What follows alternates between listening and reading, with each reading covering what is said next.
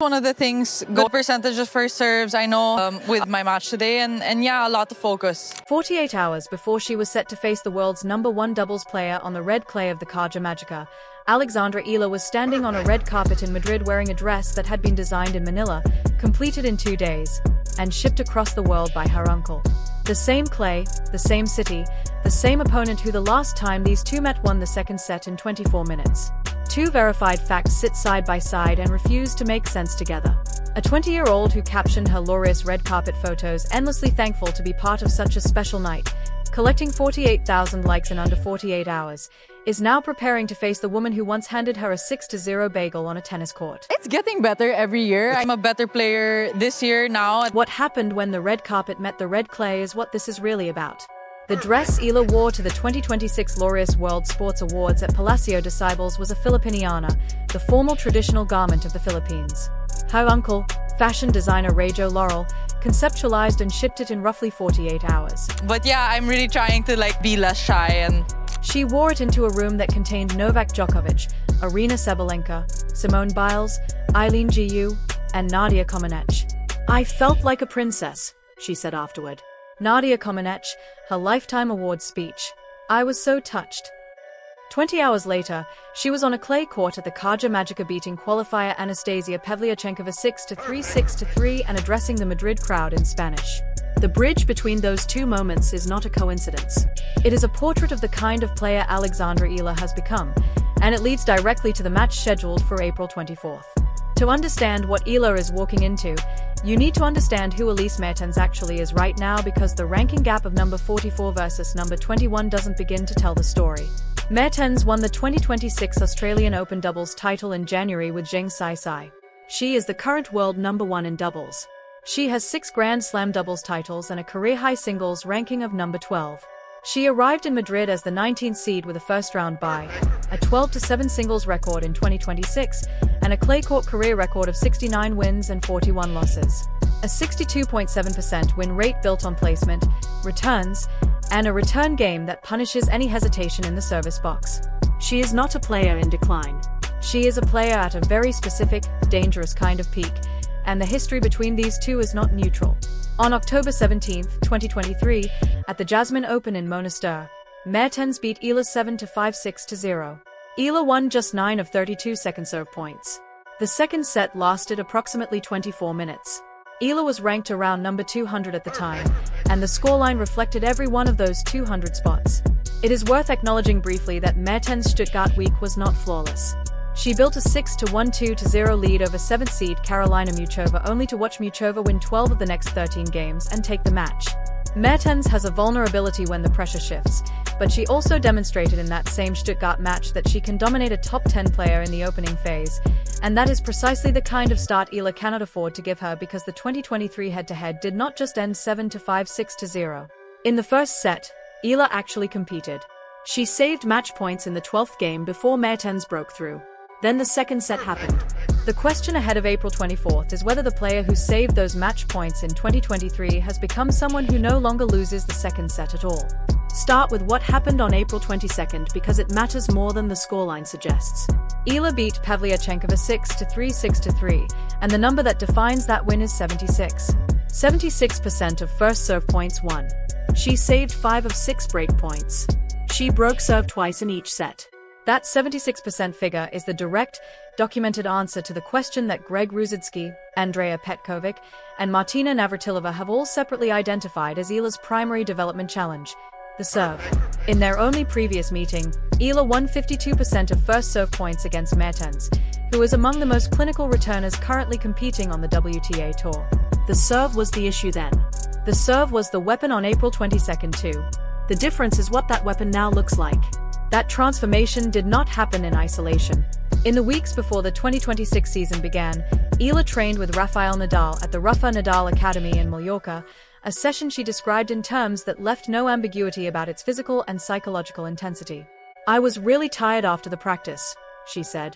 Rafa's intensity never fades, and that's one of the things everyone looks up to him for, his work ethic and intensity. So to be able to experience that firsthand was really special. And when asked specifically about clay, Nadal's surface, the surface Eala is now trying to master, she was direct. Anything I can take from Rafa, I'll take with pride. She will play on clay in Madrid. She will carry that practice session with her. Now place yourself on April 21st inside the Palacio de Cibeles in Madrid. The room contains the greatest athletes alive.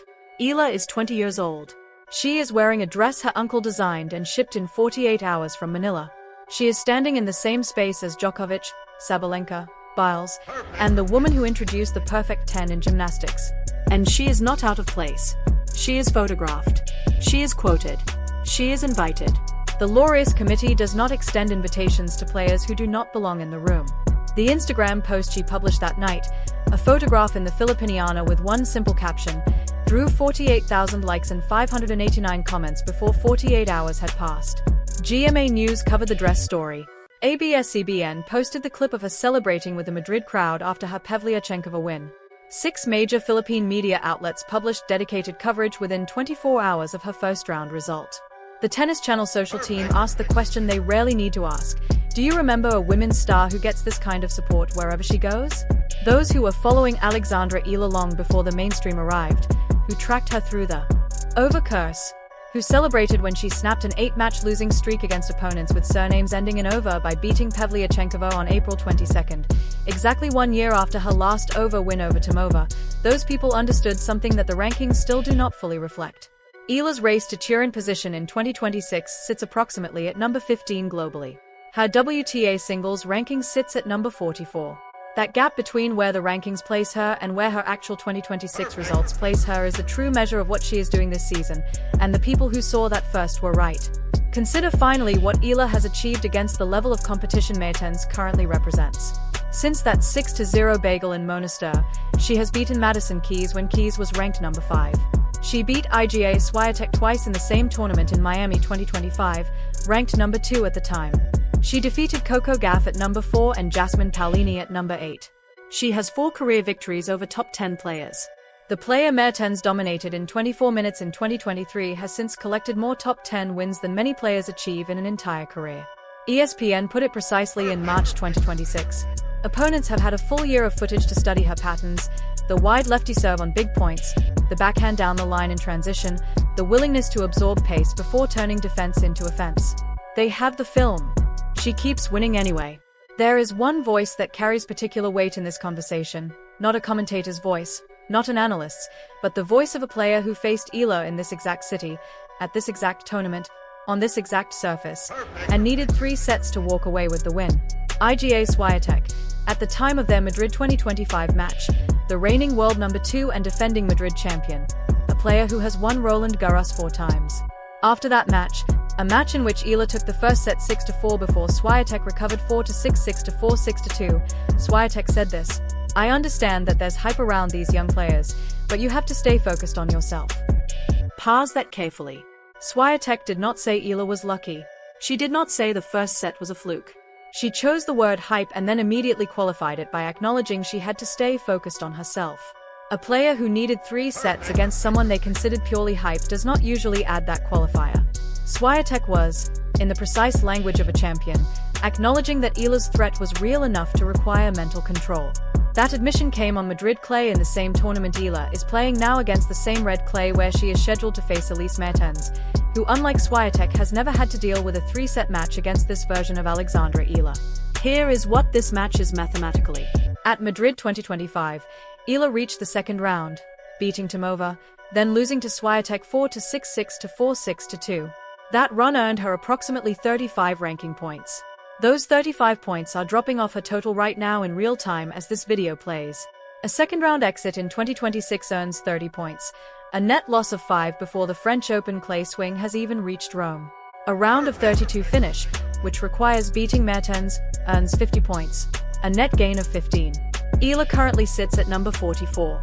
She reached her career-high ranking of number 29 on March 16, 2026.